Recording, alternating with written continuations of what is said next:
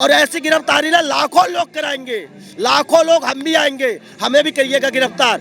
अगर एक ईमानदार शख्स के ऊपर आपने उंगली उठाई है, सरकार, बिहार सरकार डर चुकी है कि हमारी कुर्सी ना चली जाए, और ये कुर्सी लंगड़ी कुर्सी है, लंगड़ी। बिल्कुल मनीष कश्यप बिल्कुल एकदम निर्दोष है। मनीष कश्यप ने क्या किया ऐसा मुझे बताओ ना। और अगर आज उन्होंने सच्चाई दिखाने की कोशिश की तो बिहार सरकार बौखला गई, अपनी नाकामी छुपाने के लिए गिरफ्तार कर लिया। देखो नीतीश बाबू को पता है कि उनकी कुर्सी जो है वो लंगड़ी हो चुकी है, वो 3 पहिए की कुर्सी पे बैठे हैं, उनके पीछे एक पाँव टूट चुका है, 3 पाँव चल रहा है। और ये सरकार कब गिर जाएगी, ये निकम्मी सरकार कब गिरेगी, ये किसी को नहीं पता है। जिस दिन मनीष कश्यप भाई के बाहर आने से पहले मुझे ऐसा लगता है कि ये सरकार गिर जाएगी। क्या नाम है? मेरा नाम है रवि हिंदू। इतने दिन हो गए बिहार में गवर्नमेंट नीतीश कुमार की, 20-25 साल हो गए नीतीश कुमार को सरकार में रहे, लेकिन आज भी बिहार के जो लोग हैं, कभी दिल्ली, कभी तमिलनाडु, कभी गुजरात, कभी मद्रास, ना जाने कहाँ कहाँ जाते हैं सिर्फ पेट पालने के लिए। उनको 2 वक्त की रोटी नहीं मिलती बिहार में। आपने हाल ही में ये मनीष कश्यप का मुद्दा काफी चर्चे में चल रहा है, सुना है इसके बारे में?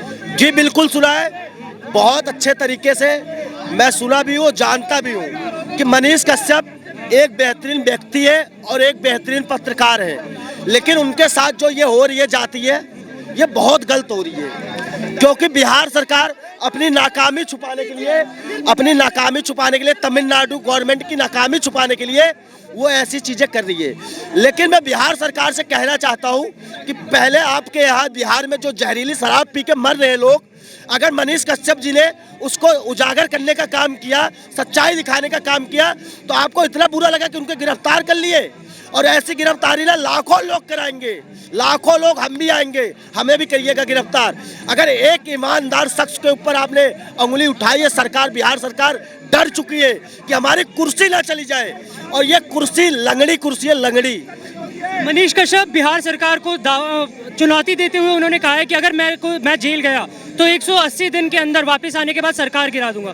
तो कहीं ना कहीं आपको लगता है कि ये सरकार डर गई है, इसलिए उनको पकड़ के जेल में कर दिया गया? मनीष कश्यप जी ने जो बोला है 180 दिन में सरकार गिरा देंगे, मैं कहता हूँ 180 दिन तो छोड़िए, ये सरकार 100 दिन के भीतर गिरने वाली है। इस सरकार का ना कोई एजेंडा है, ना कोई काम है, सिर्फ और सिर्फ गरीबों के ऊपर अत्याचार करना, अमीरों को फायदा पहुंचाना, शराब माफियों को फायदा पहुंचाना, ठेकेदारों को फायदा पहुंचाना, बलात्कारियों को फायदा पहुंचाना, और गरीब लोगों के लिए कोई मदद नहीं किया।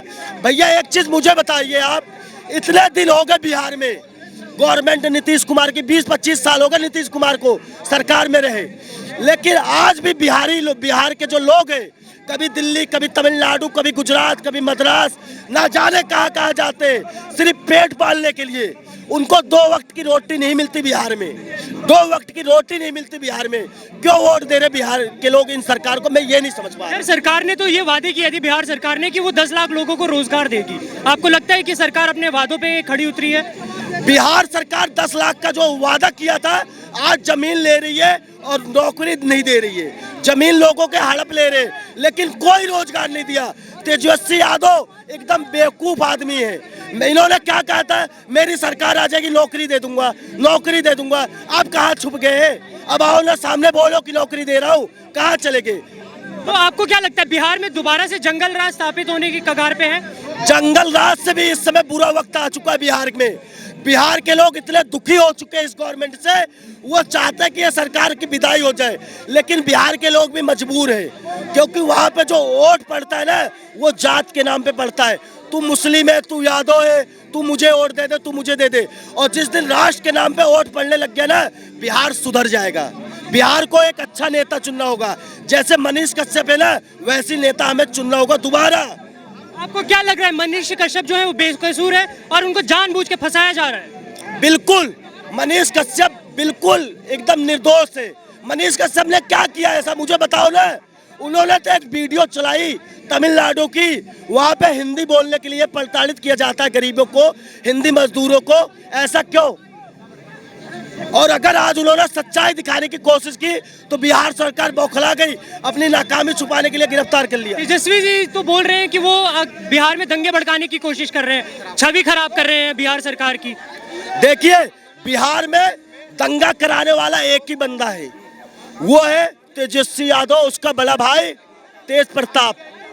और ये बताओ मनीष कश्यप दंगा कराएगा?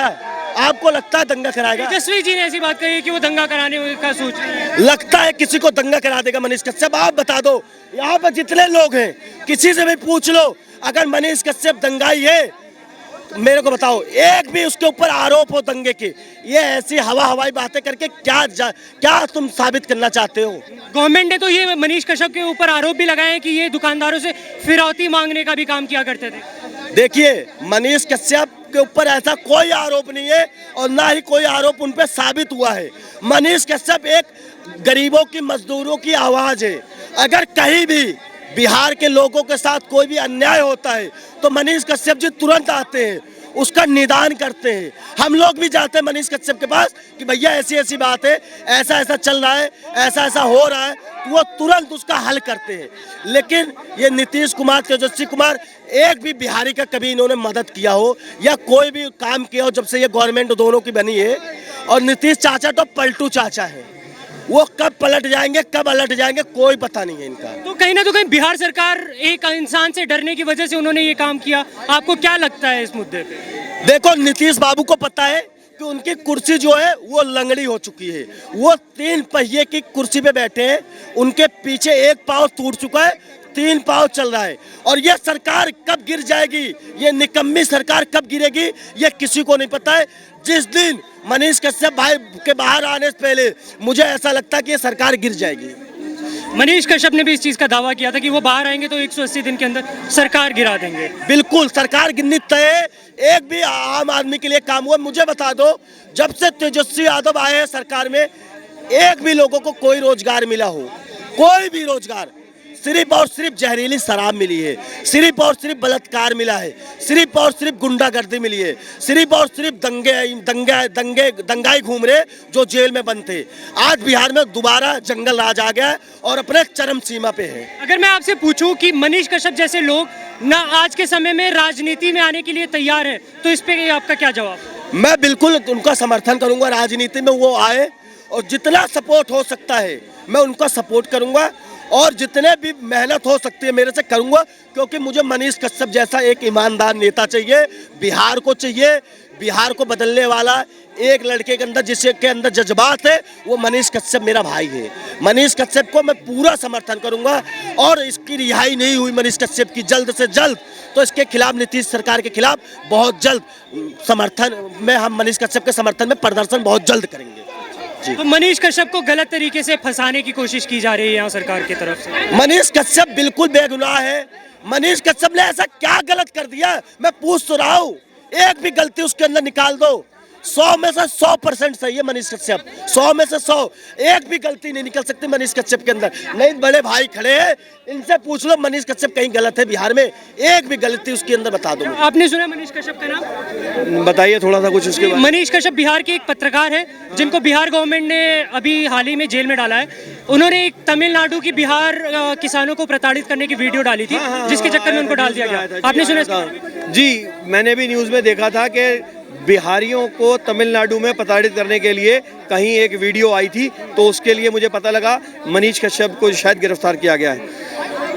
हम मोदी जी से बात करते हैं, हम योगी जी से बात करते हैं, हम हिंदुस्तान की गवर्नमेंट से जब बात करते हैं तो हम कहते हैं कि जो है पूरी आज़ादी मिलनी चाहिए प्रेस को। हम पूर्ण आज़ादी की बात करते हैं। हम जाकर लंदन में भाषण देते हैं तो हम कहते हैं कि बोलने की आज़ादी नहीं है। अगर क्या हम मान सकते हैं बिहार में जो पत्रकारों को बोलने की आज़ादी नहीं मिल पा रही है? मैंने ये नहीं कहा कि बिहार में पत्रकारों को बोलने की आज़ादी नहीं है।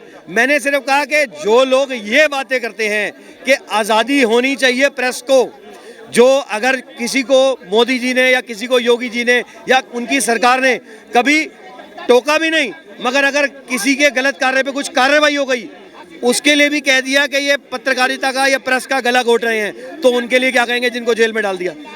अब वो सच्चे हैं या गलत हैं, इसकी पहले जांच होनी चाहिए थी कि पहले जेल में डाल के फिर जांच होती है।